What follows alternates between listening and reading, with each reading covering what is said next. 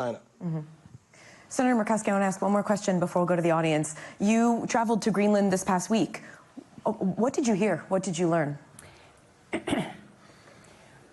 I learned, first and foremost, directly from the Greenlanders, that they are a very proud people, a very strong and resilient people, as the Prime Minister has noted. I knew that because I've been to Greenland multiple times, but it was reinforced to me in so many different ways.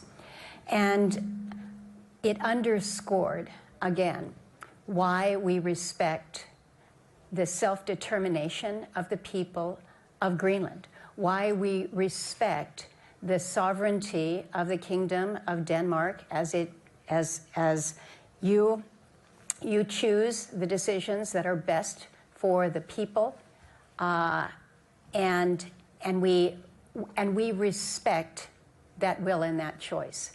The conversation that has been had in this past year about somehow or other acquiring, buying, taking over military force, whatever the terminology may be, has distracted in ways that I don't think any of us could have anticipated, because we're talking about the security of a region.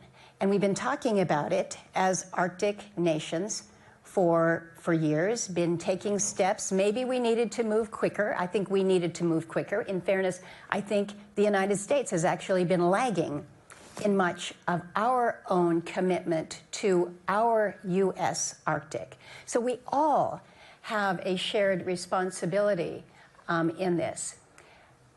But when we're spending this much time talking about the situation with Greenland and whether or not the United States is going to acquire it, it takes the eye off the real issue, the real threat, which is Russia, and what Russia is doing with China. And it takes away our ability to build on these alliances that have been so strong, that are so important going forward. And it unfortunately focuses the issue of security solely on defense, when there is so much more that needs to be wrapped into the security discussion when we're talking about the Arctic. Remember, it is cold and dark much of the time. It is very isolated.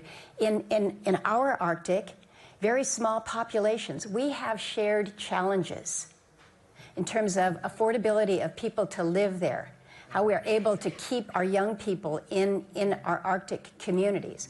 What are our economies? We can share so much with Greenland in terms of what it means to have a small community be overtaken by a cruise ship that comes to your town. You want the economy, but you want to have your own identity. We have so much to be working on. And we have been so distracted is a mild term right now.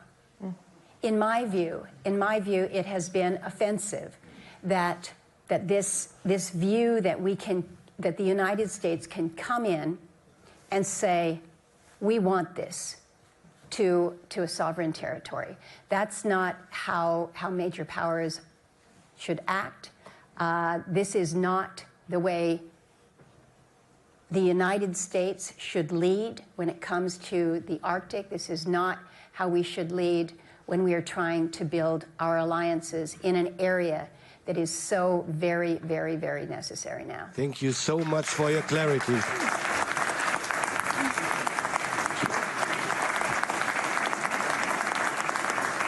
I do want to take some questions. I have one very quick one for Prime Minister Nielsen. I'm just curious, how much of your time, since President Trump has really started talking about, how much of your time is this taking up?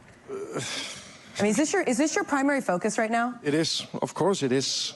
It is. Even still, even with the negotiations, has this become... Yeah, as I said, this is very, very serious. And the situation is still serious. As I said, we have steps in the right direction. And that's okay. But does that mean that desire is gone and we can lower shoulders and so what? That we can do less now? No.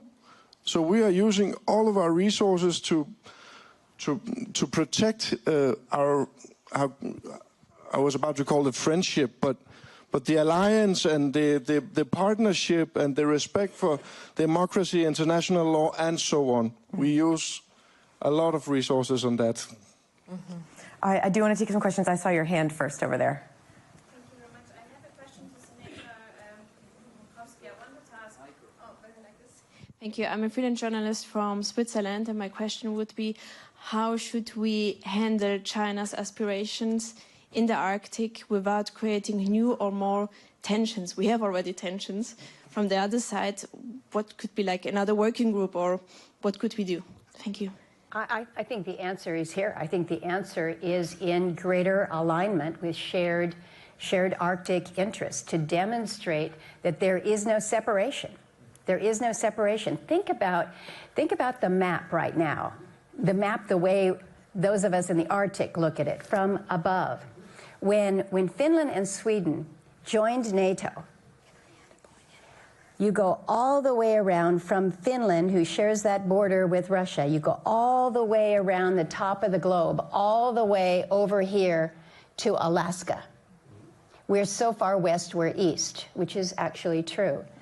But we are flanking Russia, and we can isolate them as they have done because of their invasion of Ukraine.